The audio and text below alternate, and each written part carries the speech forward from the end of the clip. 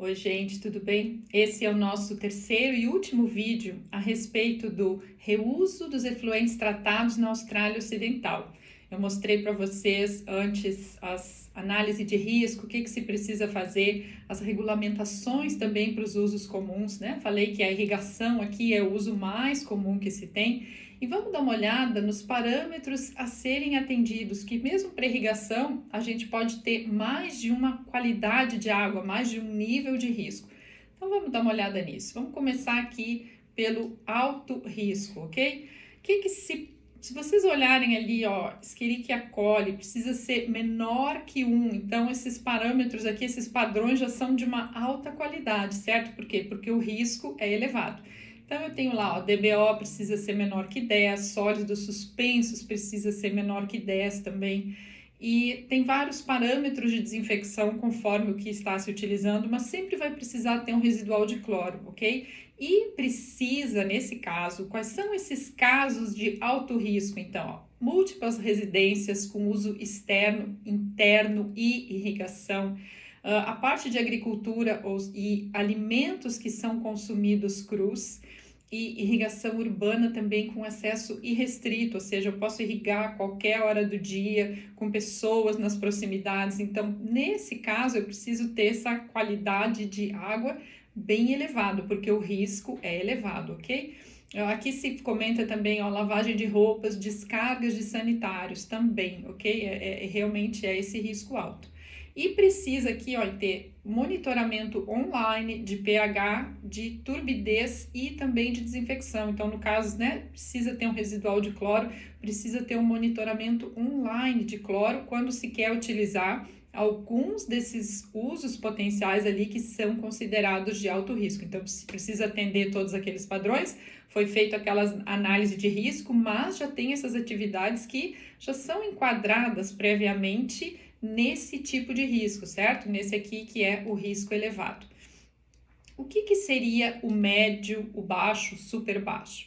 Médio, então, ó, já se tem, ó, irrigação urbana com alguma restrição de acesso. Então, por exemplo, são parques onde fecham, né, à noite, essa irrigação é feita à noite, pode ser áreas fechadas, ok? Uso industrial também, ó, com potencial contato humano, supressão de poeiras, isso aqui já é considerado risco médio, porque mesmo supressão de poeiras pode ter risco de contato, dependendo do local, certo? Pode ter, né, aqueles aerossóis podem entrar em contato com as pessoas. E aqui, ó, nesse caso, a gente olhando os padrões, a Escherichia coli já tem que ser até 10, certo? Mas ainda assim, se pensar, é bastante restrito, né? Então, você precisa ter um bom sistema de desinfecção e sólidos menor que 30. Então, conforme, né, o tipo de tratamento que se tem dos efluentes, eu certamente vou precisar de um sistema de filtração ou um sistema de flotação por ar dissolvido, algum sistema bem adequado para me baixar bastante essa quantidade de sólidos.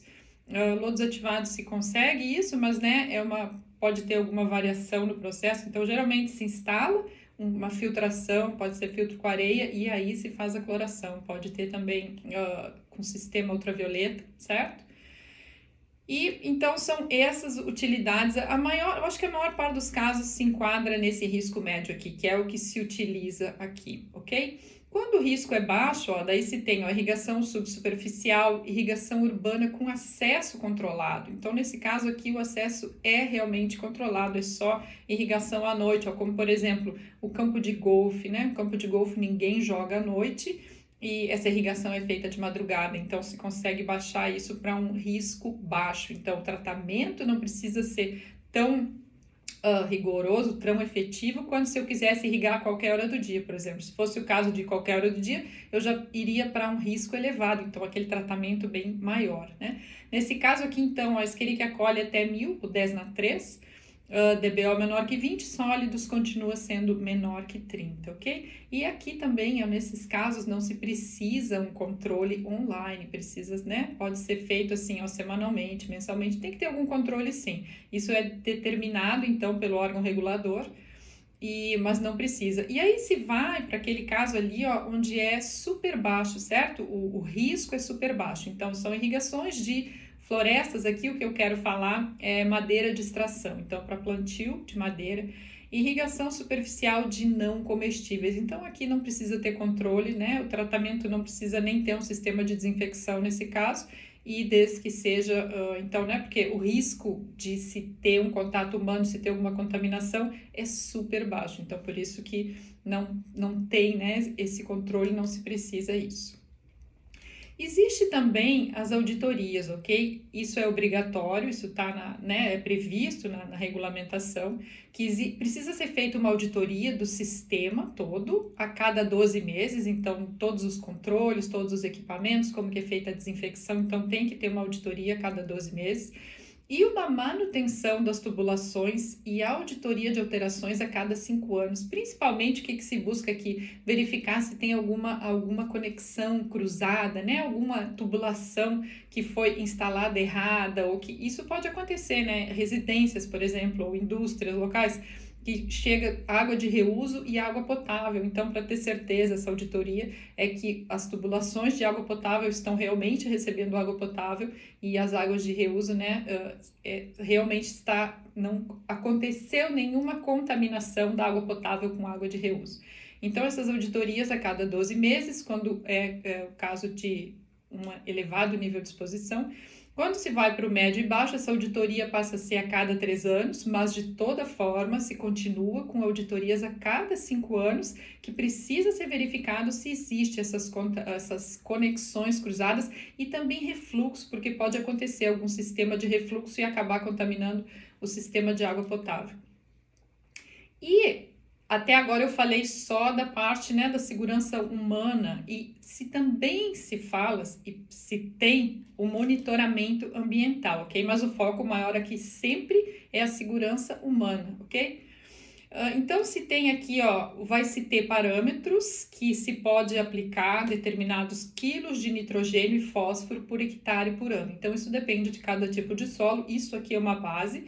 O que se faz é um estudo in loco do tipo de solo e realmente, né, um estudo agronômico para verificar qual é realmente a máxima capacidade do solo de absorver e também do tipo de cultivo que está se fazendo naquele local. Mas isso aqui é uma base, então, ao solo arenoso com águas translúcidas, a gente pode aplicar até 140 kg de nitrogênio por ano e 10 kg de fósforo por hectare por ano, ok? E aí se vai lá para outra extremidade, onde se tem solo de areia fina com águas turvas ou, né, águas locais que tem esse solo e com uma água com coloração escura. Então aí eu já vou para 480 kg de nitrogênio por hectare por ano e 120 de fósforo. Então existem esses padrões sim, que também tem que ser entendidos. E para finalizar, a parte da sinalização. Todo local que recebe uma água de reuso precisa ter essa sinalização que não é água potável, que não pode ser ingerida. E, além disso, as tubulações são cor-de-rosa, são uma cor lilás, mas é mais aquele cor-de-rosa ali que vocês estão vendo. Precisa ter, sim, então é essa legislação, essa regulamentação, todas as tubulações de reuso com coloração diferente para identificar o que é água potável e o que não é, ok? E, então, aqui dei uma visão para vocês a respeito do reuso dos efluentes tratados. Eu estou falando aqui principalmente de efluentes sanitários, que é, como eu trabalho numa companhia de saneamento, nós tratamos basicamente efluentes sanitários. Isso aqui é toda parte de reuso, né, para esses usos mais comuns, os efluentes sanitários. E numa próxima oportunidade, eu vou conversar com vocês a respeito de um uso não comum que também se tem aqui, que é a recarga do aquífero. Então, já não entra nessas regulamentações aqui, na verdade, é uma regulamentação bem maior, bem mais específica e que demanda também muito mais análises, um controle muito maior.